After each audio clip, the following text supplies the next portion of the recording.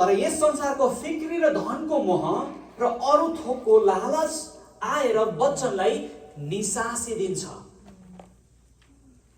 ती फलवन्त हुँदैन। ती के हुँदैन अरे? फलवन्त हुँदैन। केले निसासिन्छ अरे उसलाई? संसारको फिक्री र धनको मोह। संसारको फिक्री र धनको मोह। आइतबार पास्टर बुवाले वचन बोल्नुहुन्छ, विश्वास गर्नुहोस्। तपाईँ निको हुनुहुन्छ हैन? विश्वास गर्नुहोस्। हामी एकदमै वचन सुन्छौँ तर घर गएपछि न्युज हेर्न थाल्छौँ अनि हामीलाई चिन्ता फिक्री राख्छ। अनि के गर्छ? न्युजले के गर्छ? वचनलाई निसासिदिन्छ अनि वचन तपाईँको जीवनमा फल, वचन तपाईँको जीवनमा काम गर्न पाउँदैन। वचन तपाईँको जीवनमा काम गर्न पाउँदैन।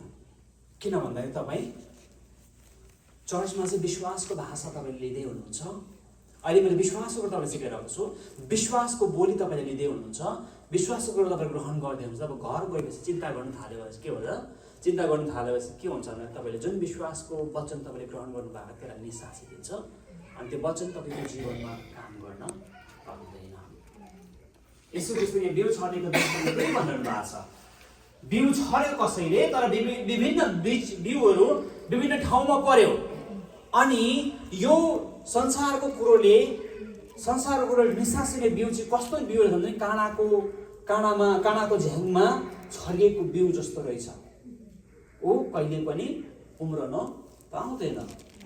वचन हाम्रो जीवनमा हामी वचन सुन्छौँ, शक्तिशाली वचन हामी सुन्छौँ, प्रभुको वचन हामी सुन्छौँ, तर यो वचन किन हाम्रो जीवनमा हुँदैन भन्दाखेरि तपाईँ मैले ध्यान गरेर याद गरेको छौँ कि छैन? दिनभरि म के गर्छु? चर्चबाट गएपछि म के गर्छु? चर्चबाट गएपछि म के कुरो हेर्छु?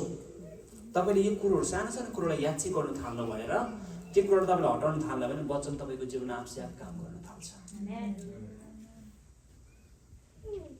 हामी हप्तामा 2 घन्टा वचन सुन्छौँ अनि हप्ताभरि सोमबारदेखि शनिबारसम्मै हामी के गर्छौँ हैन?